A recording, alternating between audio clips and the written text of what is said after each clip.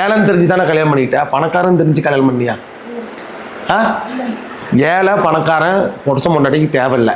கடைசி வரைக்கும் நம்மளை வச்சு பார்த்துக்கணும், கண் கலாமாமல் வச்சுக்கணும், நம்ம ஆசாபாசத்தை நிறைவேற்றணும், பாசமாக இருக்கணுங்கிறத ஒரு பொண்ணு கழுத்தை நீட்டுறா.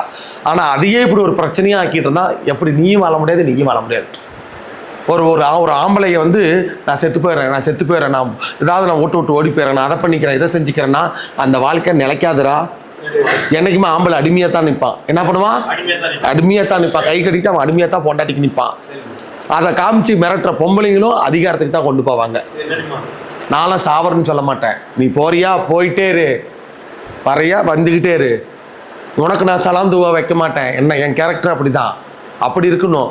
வரையா வா, போறியா போயிட்டே இரு, 6 மாதம் 3 மாதம் பாரு பிள்ளை போயிட்டே இரு, நான் வேற வாழ்க்கை எடுத்துக்கிறேன், நீ என்னமோ பண்ணிக்க அப்படி சொல்லிட்டு போயிட்டே இருக்கணும். செத்து போறேன், அழிஞ்சு போயிடுறேன், நீ நல்லா இருக்க மாட்டேன், நான் நல்லா இருக்க மாட்டேன்னு சொல்லிட்டு தான். இது பேர் வாழ்க்கை கிடையாது.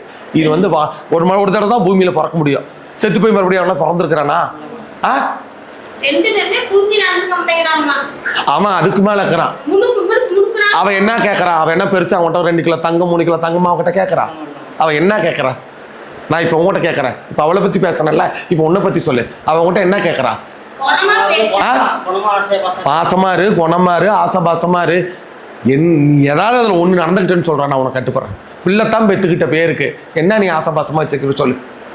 இந்த காலத்துல எப்படியா மட்டும் உறவையும் பிரிக்க முடியாத உறவுனா கணவன் மனைவி உறவு தான். ஆனா அதே இந்த காலத்துல பிரிஞ்சு போயிருது. யாரும் நிரந்தரம் கிடையாது. ஆனா இருக்கிற வரைக்கும் நிம்மதியா வாழணும்னு ஆசைப்படுவாங்க.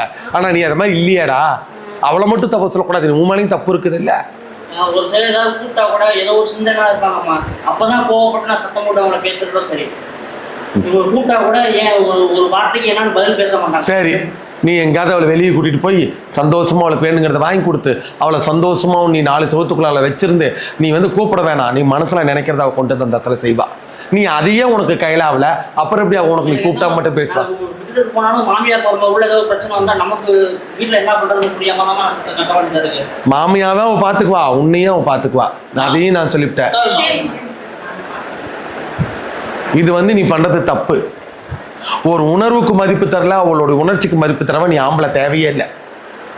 ஒரு மாசம் 2 மாசம் 3 மாசம் 4ஆம் மாசம் பிள்ளையும் வேணாம் நீ வேணான்னு அவளுக்கு இன்னொரு வாழ்க்கை எடுத்துக்கிட்டா நீ போயிடுவ நடுத்தெருவுக்கு. ஆனா அப்படி போற பொண்ணு கிடையாது. இது வரைக்கும் உங்க அம்மால வந்து அவ ஏன் இப்படி பண்ற, ஏன் இப்படி சரி அவளும் கேட்டதில்ல. உன் அம்மாவும் வந்து ஏன் இப்படி பண்ற ஏன் சரி அவங்க அம்மாவும் கேட்டதில்ல. அவங்க 2 பேரும் ஒத்துதான் போறாங்க. நீ சரியில்லை, நீ குடும்ப நடத்துறது சரியில்லை. சரி வேற என்ன அவ கேட்டா? எனக்கு 10 பணம்